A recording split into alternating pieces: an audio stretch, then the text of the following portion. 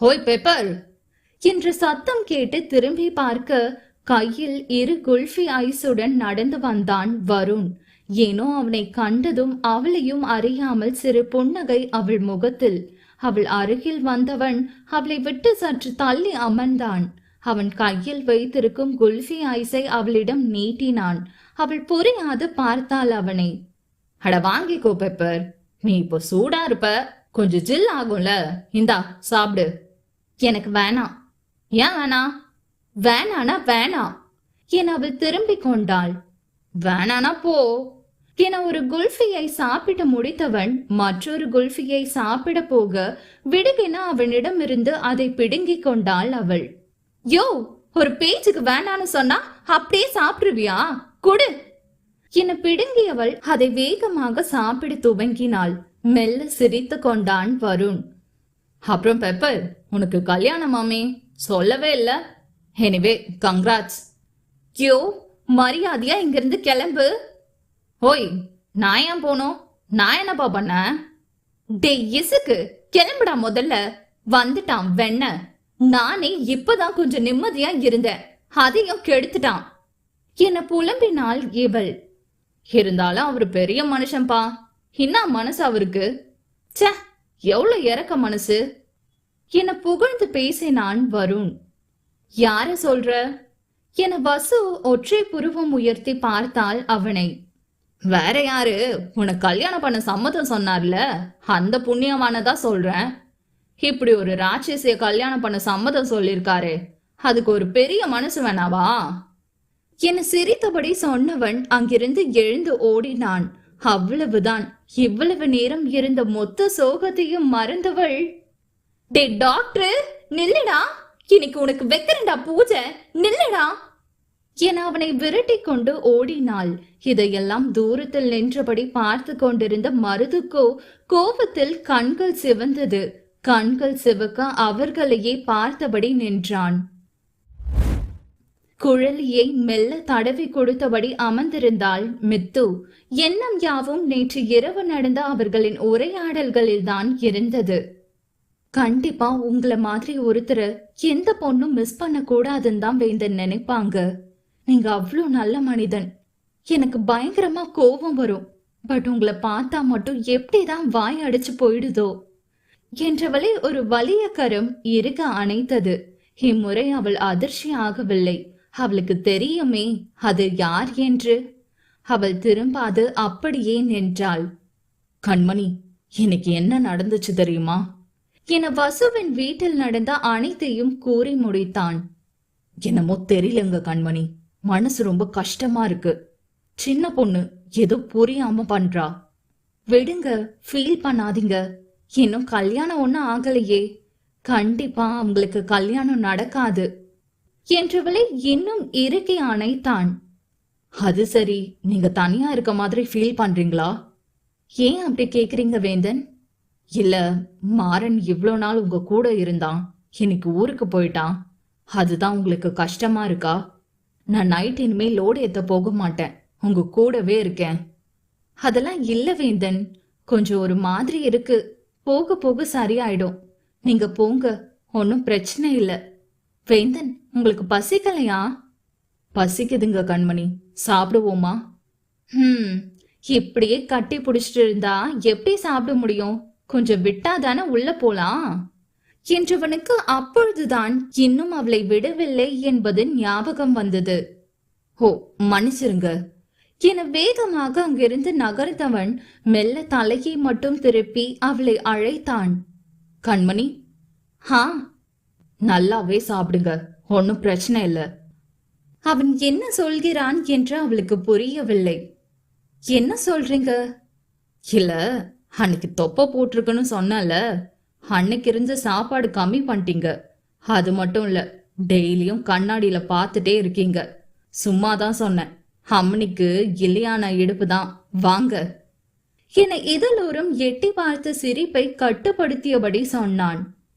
அப்ப டெய்லியும் நம்மள வாட்ச் பண்ணிட்டு இருந்தாரா என்றவளுக்கு வெட்கம் பற்றி கொண்டது. ஏன் சாருக்கு இலியான இடுப்பு மாதிரி இருந்தாதான் பிடிக்குமோ? சேச்ச, அப்படி இருந்தா எனக்கு எப்படி என் கண்மணிய பிடிச்சிருக்கும்? இங்க எல்லாரும் இலியான இடுப்பு மாதிரி இருக்க பொண்ணுதான் வேணும்னு கேட்டா பாதி பேருக்கு கல்யாணமே ஆகாதுங்க. அது மட்டும் இல்ல, எனக்கும் தான் என்ன நமட்டு சிரிப்பு சிரித்தான். இவர் என்ன சொல்றாரு என புரியாது விழித்தவளுக்கு அவன் சொல்வதை புரிந்து கொள்ளவே சில நிமிடம் தேவைப்பட்டது. அப்ப என்ன குண்டன சொல்றாரா என்றவளுக்கு மூக்கு புடைத்தது. இன்னைக்கு உங்களை என கையில் கரண்டியை எடுத்தபடி அவனை தேடினாள். அவன் அங்கு இருந்தால் தானே அவள் கையில் சிக்குவதற்கு. அவன்தான் எப்பொழுதே எஸ்கேப் ஆகிவிட்டானே. ஏங்க, என் கண்மணி எப்படி இருந்தாலும் எனக்கு பிடிக்கும். அவங்க தான் இந்த உலகத்திலேயே என்னை பொறுத்தவரை பேரழகி. அவங்களுக்கு வயசாகி கிழவியே ஆனாலும் சரி, அவங்க மட்டும்தான் என் மிஸ் யூனிவர்ஸ் என வீட்டிற்குள் இருந்தபடி சத்தம் கொடுத்தான். காட்டா என மெல்ல முனகிக் கொண்டவள் முகத்தில் அத்தனை வெட்கம். அத்தியாயம் 56. போதும் மீனாட்சி, இன்னும் எவ்வளவு நேரம் இப்படி அழுதுட்டே உட்கார்ந்திருப்ப? இந்தா சாப்பிடு என அவளின் கண்ணீரை துடைத்து விட்டபடி அவளின் கணவன் ஆறுதல் சொன்னான். எனக்கு வேண்டாங்க, என்னால சத்தியமா முடியல. என் கண்ணு முன்னாடி என் தங்கச்சி தம்பி 2 பேரும் இருக்காங்க. ஆனா ஒரு வார்த்தை கூட பேச முடியலையே. என்னை நிமித்து ஒரு பார்வை கூட பார்க்க மாட்டாங்களே. நான் ரொம்ப பெரிய தப்பு பண்ணிட்டேங்க. என்னாலதான் என் அப்பா அம்மா 2 பேருமே இறந்து போனாங்க என்று முகத்தில் அடித்து கொண்டு கதறி அழுபவளை எப்படி தேற்றுவது என்றே அவனுக்கு தெரியவில்லை. ப்ளீஸ் மீனாட்சி, கொஞ்சம் சாப்பிடு. உனக்காக இல்லைனாலும் நம்ம குழந்தைக்காக சாப்பிடு. எல்லாம் சீக்கிரமாவே சரியாயிடும் மீனாட்சி. உண்மையாவா? அவங்க என் கூட பேசுவாங்களா? என் அக்கான்னு கூப்பிடுவாங்களா? என் குழந்தைய பார்க்க வருவாங்களா என்றவள் பேச்சில் அத்தனை ஏக்கம். கண்டிப்பா அது எல்லாமே நடக்கும்டா. ப்ளீஸ் இப்ப நீ கொஞ்சம் சாப்பிடு என்றவன் மெல்ல அவளுக்கு ஊட்டி விட்டான். அவனுக்கு கஷ்டமாக இருந்தது. அவள் தினமும் அழுவதை கண்டு இதற்கு ஒரு முடிவை எடுக்க வேண்டும் என எண்ணிக்கொண்டான். ஹே மதினி, எதுக்கு இந்த கல்யாணத்துக்கு சம்மதம் சொன்ன என இத்தோடு 108வது முறையாக வசுவிடம் கேட்டுவிட்டாள் இந்து. எத்தனை தடவை சொல்றது இந்து? எதுக்கு சம்மதம் சொல்வாங்க? கண்ணான கட்டிக்கிட்டு வாழதான். அப்புறம் இனிமே என்ன மதினின்னு கூப்பிடாத. இனி அதுக்கு நான் தகுதி இல்லாதவ என சொன்னவள் முகத்தில் ஏனோ அத்தனை விரக்தி. ஏன் கூப்பிடக்கூடாது? இப்போ இல்ல, எப்பவுமே நீ எனக்கு மதினி தான். யார் என்ன வேணாலும் சொல்லட்டும், நீ எம்புட்டு நல்லவன்னு எனக்கு தெரியும். நீ என் அண்ணா மேல எம்புட்டு பாசம் வச்சிருந்தேன்னு எனக்கு தெரியும். உண்மைதான் இது. ஆனா இனி அப்படி இருக்க முடியாதே. என் வாழ்க்கை முடிவாயிருச்சு. இனி அவன் தான் எனக்கு. இத மாத்த முடியாது. ஏன் மாதிரி இப்படி கிறுக்கச்ச மாதிரி சொன்னதையே திரும்ப திரும்ப சொல்லிக்கிட்டு இருக்க? இங்க பாரு, எதுவும் இன்னும் முடிவாகல. கல்யாண மேடை வர வந்து நின்ன கல்யாணம் எத்தனையோ இருக்கு. அதனால சும்மா அதையே சொல்லிட்டு இருக்காத என்றாள் இந்து கொஞ்சம் கோபமாக. உண்மைதான். ஆனா எப்போ அவ என்னை கட்டிக்க சம்மதம் சொன்னாலோ அப்பவே அவ எனக்கு பாதி பொண்டாட்டி தான் என திடீர் சத்தம் கேட்டு இருவரும் திரும்பி பார்த்தார்கள். அங்கு வசுவையே வைத்த கண் வாங்காமல் தனது முரட்டு மீசையை திருவியபடி பார்த்து கொண்டிருந்தான் மருது. அவனை கண்டு இந்து கொஞ்சம் பயத்தில் நடுங்கிதான் போனாள். என்னடி அப்படியே பேசி பேசி அவன் மனச மாத்த பாக்குறியோ? கொன்னு புதைச்சிடுவேன். இன்னொரு முறை இவ கூட உன்னைய பார்த்தா அம்புடுதான் என கண்கள் சிவக்க சொன்னவனை கண்டு இந்துவின் கண்கள் பட்டென கலங்கி போனது. ஏய், எதுக்கடி அழுவுற? இவனை பார்த்து எதுக்கடி பயப்படுற? வீட்டுக்கு போ. இல்ல மதினி, நீ என்றால் அழுதபடியே. ஏய், அதுதான் அவளே போக சொல்றாளே, அப்புறம் என்னடி? போ முதல்ல. சும்மா 2 பேருக்கும் நடுவுல நின்று இடைஞ்சல் பண்ணிக்கிட்டு என்ன நக்கலாய் சொன்னான் மருது. நீ போயிந்து, நான் வரேன் என கஞ்சாடை காட்டினாள் வசு. அழுதபடியே அங்கிருந்து நகர்ந்தாள் இந்து. அவள் சென்றதை உறுதி செய்து கொண்டவள் கோபமாக மருது பக்கம் திரும்பினாள். ச்சே, நீ எல்லாம் ஆம்பளையா? அவ சின்ன பொண்ணு. போயும் போய் அவகிட்ட போய் உன் வீரத்தை காட்டுற. வெக்கமா இல்ல? வரே வா, தப்புதான். நான் ஆம்பளையா இல்லையான்னு கல்யாணம் முடிட்டோம் உன்கிட்ட காட்டுறேன்டி. அப்புறம் அதென்ன மரியாதை இல்லாம டா சொல்லி கூப்பிடுற? மரியாதையா மாமா இல்லனா அத்தான்னு சொல்லு என அவளை மெல்ல நெருங்கி வந்தான். டேய், அப்படிலாம் ஒரு ஆணியும் கூப்பிட முடியாது. உனக்கே தெரியும் நான் உன்னை ஆசைப்பட்டெல்லாம் கட்டிக்க சம்மதம் சொல்லலன்னு. இன்னொரு முறை என் பக்கத்துல வர்றது டீ போட்டு பேசுற வேலையெல்லாம் வச்சுக்கிட்ட செருப்பு பிஞ்சிடும் என ஒற்றை விரல் நீட்டி எச்சரித்தாள். ஆனால் பட்டென அவள் விரலை பிடித்து மடக்கியவன் அவளை மரத்தில் சாய்த்தான். தப்பு தப்பு செல்லம், இந்த மாதிரி மரியாதை இல்லாம பேசுறது தப்பு. என்ன பிடிக்கலன்னு சொல்றது தப்பு. முக்கியமா அந்த டாக்டர் பையன் கூட சுத்துறது ரொம்ப ரொம்ப தப்பு என்றவன் முகத்தில் அத்தனை கோபம். சீ, கட்டையில போறவனே, என் கைய விடுடா என வலியில் முகம் சொல்லித்தாள். அப்ப இனிமே அந்த டாக்டர் பையன் கூட சுத்த மாட்டேன்னு சொல்லுடி. அப்படி தாண்டா சுத்துவேன். உன்னால என்னத்த கழட்ட முடியுமோ கழட்டிக்கோ. இனிமே தாண்டா நல்லா சுத்துவேன். நீ என்னடா என்ன அதிகாரம் பண்றது? விளக்கென்ன என இம்முறை அவன் பிடியில் இருந்து விலகி விட்டாள். விலகியவள் அவன் கன்னத்தில் ஒரு அறையை விட்டாள். மெல்ல சிரித்தபடியே அவள் அடித்த கன்னத்தை தடவி கொண்டான் அந்த கேடு கெட்டவன். நானும் உன்னை எப்படியாவது மடைக்கு புள்ளான்னு பாக்குறேன், சிக்க மாட்டேங்கிறியே. இது தாண்டி, இந்த திமிரு தாண்டி உன்னை அடைஞ்சே தீர்னோன்னு என்னை இன்னும் வெறியாக்குது. நான் கண் அசைச்சாவே என் கால்ல விழற பொண்ணுங்களை பார்த்திருக்கேன். அதுல நீ மட்டும் தாண்டி எனக்கு தனியா தெரியற. அடக்குறேன்டி, சீக்கிரமே அடக்குறேன் என அவளை பார்த்தபடியே அங்கிருந்து விலகி சென்றான். மித்து கன்னத்தில் கை வைத்தபடி கிச்சன் மேடையில் அமர்ந்திருந்தாள். அவள் முன்பு அவள் மணாலனோ துண்டை தலையில் இறுக்கி கட்டியபடி சமைத்து கொண்டிருந்தான். ஏங்க, எங்கிட்ட வாங்க, நான் பண்றேன் என்றவளை அவன் நகர கூட விடவில்லை. பேசாம உட்காருங்க கண்மணி. என்கிட்ட ஆசைப்பட்டு மீன் செஞ்சு தர சொல்லிருக்கீங்க. நான் எப்படி அதை செய்யாம இருக்க முடியும்? அதெல்லாம் சரி, ஆனா இன்னும் எவ்வளவு நேரம் ஆகும்? வேந்தன், பசிக்குது என வயிற்றை தடவியபடி சொல்ல மெல்ல சிரித்து கொண்டான் அவன். ஏதோ ரெடி ஆயிருச்சு என ஒரு தட்டில் வறுத்த மீனை வைத்து அவளிடம் நீட்டினான். அம்மாடியோ, வாசனை சும்மா அல்லது, பட் டேஸ்ட் நல்லா இருக்குமா என அவனை கண்ணை சுருக்கி பார்த்தாள். வேந்தன் சமையல் சூப்பரா இருக்குங்க கண்மணி, சாப்பிட்டு பாருங்க. ஆ, பாப்போம் என மீனை முள்ளில்லாமல் எடுத்து வாயில் வைத்தவளின் கண்கள் அதிர்ச்சியில் விரிந்தது. என்னாச்சுங்க கண்மணி, நல்லா இல்லையா? காரமா இருக்கா? தண்ணி எடுக்கவா? என்னாச்சு? வேந்தன், சூப்பரோ சூப்பர், டேஸ்ட் வேற லெவல் என அனைத்தையும் காலி பண்ணி கொண்டிருக்கும் பொழுது திடீரென அவளின் முகம் ஒரு மாதிரி சுருங்கியது. என்னாச்சுங்க கண்மணி என்றான் பதட்டத்தில். முள்ளு முள்ளு மாட்டிக்குச்சுங்க திக்கி திணறி சொன்னாள். ஒரு நிமிஷம் இருங்க வரேன் என வேகமாக சாப்பாடு பாத்திரத்தை திறந்து அதிலிருந்து வெறும் சாதத்தை மட்டும் சிறிது எடுத்து நன்கு உருட்டினான். கண்மணி, ஆக்காட்டுங்க. என்னதுங்க? ஒண்ணுமில்ல, வெறும் சோறுதான், ஆக்காட்டுங்க. அவள் ஆக்காட்ட அவள் வாயில் அந்த சிறு உருண்டையை கொடுத்தான். இப்போ இத அப்படியே முழுங்குங்க. அவளும் அதை அப்படியே முழுங்கினாள். அதில் சிக்கிக்கொண்டு முள் சென்றது. இன்னும் இருக்கா கண்மணி? இல்ல, போயிருச்சு. சூப்பருங்க, எப்படி இத பண்ணீங்க? நான் கூட டாக்டர் கிட்ட போகணும்னு நினைச்சேன். இதெல்லாம் சின்ன விஷயம் தாங்க. சரி, இன்னும் கொஞ்சம் இருக்கு, சாப்பிடுங்க. அச்சோ, எனக்கு வேணாம், மறுபடியும் மாட்டிக்கும். சரி இருங்க வரேன் என மெல்ல முள் இல்லாதபடி பார்த்து பார்த்து அவளுக்கு எடுத்து ஊட்ட அவள் விழி அகலாது அவனையே பார்த்து கொண்டிருந்தாள். என்ன அப்படி பாக்குறீங்க? சாப்பிடுங்க, இதுல முள் இல்ல என அவள் வாயருகே கொண்டு சென்றபடி. தேங்க்ஸ் என்றாள் கண் கலங்கியபடி.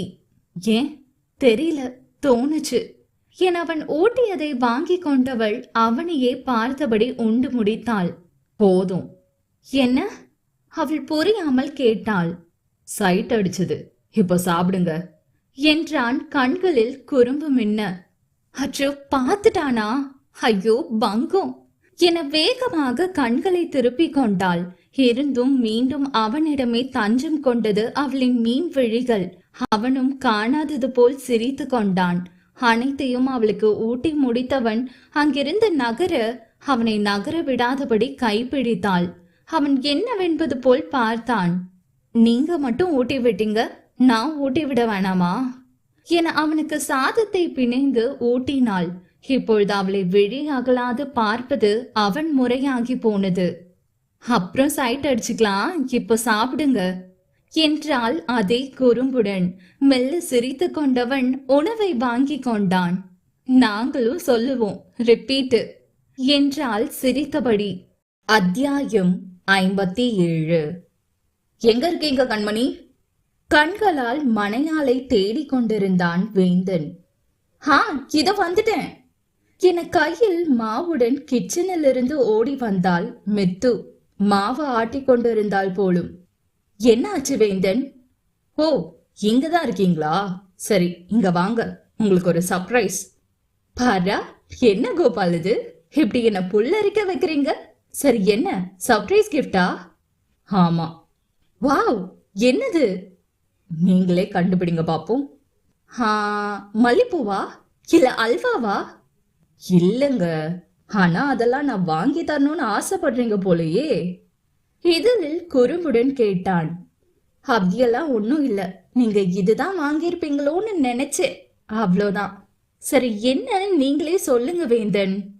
அவன் பின்னாடி ஒளித்து வைத்திருந்த கவரை எடுத்து அவளிடம் நீட்டினாள். பிரிச்சு பாருங்க கண்மணி. என்ன என ஆர்வமாக பிரித்தவளுக்கு கவருக்குள் அழகாக இருந்த கூரை புடவையை கண்டு புருவம் உயர்ந்தது. அது அவளுக்கு மிகவும் பிடித்து போனது. வாவ், நல்லா இருக்கா? செம்மையா இருக்கு. நீங்க இவ்வளவு சூப்பரா சேலை செலக்ட் பண்ணுவீங்களா? தேங்க்ஸ் வேந்தன்.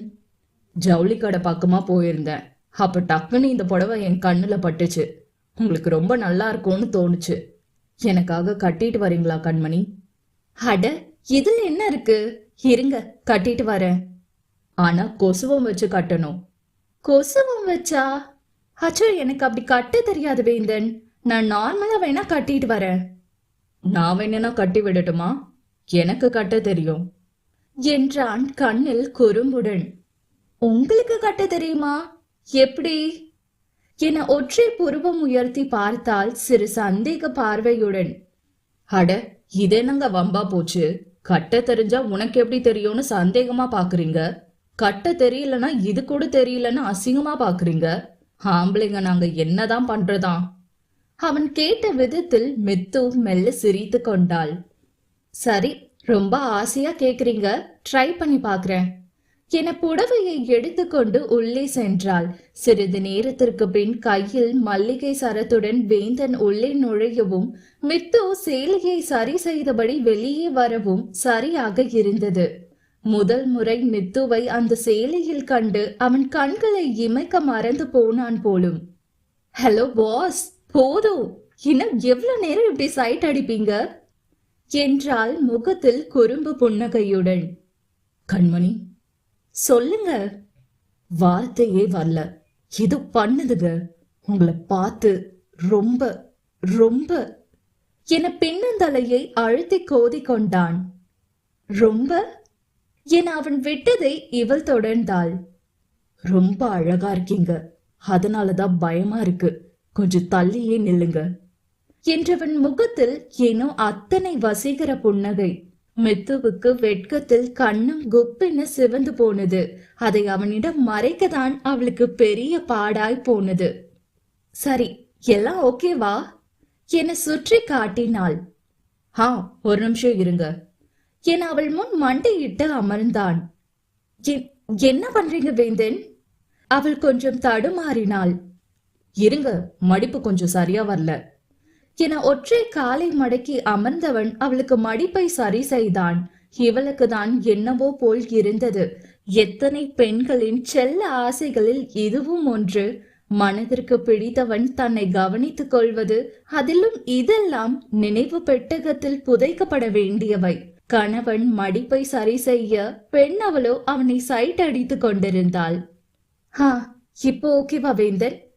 இல்ல, கொஞ்சம் திரும்புங்க கண்மணி. ஏன், நாட்டும் கட்டி விட போறீங்களா? அட, அது இல்லங்க கண்மணி, திரும்புங்க என அவளின் விரித்து விடப்பட்ட ஃப்ரீ ஹேரை சுற்றி வளைத்து அழகாக கொண்டையிட்டவன் அதில் அவன் வாங்கி வந்த பூச்சரத்தை சூட்டினான். ஹா, இப்போ ஓகேங்க. அடேங்கப்பா, கொண்டையெல்லாம் போடுறீங்க. ஒரு நாள்ல இன்னும் எவ்வளவு ஷாக் தான் குடிப்பீங்க? அதெல்லாம் அப்படிதான், ஒரு நிமிஷம் வாங்க என அவள் கைப்பிடித்து அழைத்து சென்றவன் அங்கு ஆள் உயரத்திற்கு மாட்டப்பட்டிருந்த அவன் அம்மாவின் போட்டோ முன்பு கூட்டி சென்றான். அங்க பாருங்க என கை நீட்டினான். மித்து சிறு அதிர்ச்சியுடன் அவனை திரும்பி பார்த்தாள். அந்த புகைப்படத்தில் அவன் அம்மாவும் அதே நிற புடவையை கொசுவம் வைத்து கட்டியிருந்தார். கண்மணி, நான் இதுக்கு முன்னாடி அம்மாவை பார்த்ததில்ல, பார்க்கணும்னு ஆசை. அதனாலதான் அது மாதிரி புடவை எடுத்துட்டு வந்தேன். என் அம்மா மாதிரியே அழகா இருக்கீங்க, ரொம்ப சந்தோஷமா இருக்கேன் என மெல்ல அவளை அணைத்து கொள்ள மித்துவுக்கு கண் கலங்கி விட்டது. அவன் தன்னிடம் அவன் தாயை தேடுகிறான் என புரிந்து கொண்டாள். அவனின் தலையை மெல்ல கோதி கொடுத்தாள். அது சரி, இப்போ சொல்லுங்க, நான் அழகா இல்ல உங்க அம்மா அழகா என சிரித்தபடி கேட்டாள். அவன் பதிலை தெரிந்து கொள்ள அவளுக்குள் ஒரு ஆர்வம். இதுல என்ன சந்தேகம், அம்மாதான் என்றான் அவள் அணைப்பில் இருந்து விடுபடாமல். அடப்பாவி என பொய்யாக வருத்தம் கொள்வது போல் நடித்தாள். என் அம்மா தான் அழகு, ஆனா எனக்கு என் கண்மணி தான் அழகு. நல்லா சமாளிக்கிறீங்க. சரி, இந்த ட்ரெஸ்ல நான் கொஞ்சம் குண்டா தெரியறல, அதுதான் அப்படி சொல்றீங்க என முகத்தை உரென்று வைத்து கொண்டவள் வேறு பக்கமாக திரும்பிக் கொண்டாள். உன்னை விட அழகிகள் எத்தனையோ உலகிலே இருக்கலாம், அதுவெல்லாம் எனக்கு அழகு இல்லை. சிரிக்கும் உன் சிரிப்புதான் அழகுகளின் எல்லை என பாடியே அவன் பதிலை சொல்லிவிட்டான். பாடா, பாடினா நம்பிடுவோமா? வேற என்ன பண்ணா என் மகாராணி நம்புவாங்க என்றான் சிரித்தபடி. ஹா என்ன அப்படியே தூக்கிக்கிட்டு இந்த ஊரெல்லாம் சுத்தி வரணும். என் பொண்டாட்டி தான் அழகுன்னு எல்லாருக்கும் கேக்குற மாதிரி கத்தி சொல்லணும். அப்ப வேணா நம்புறேன் என விளையாட்டாய் சொன்னவள் சிரித்து கொண்டாள்.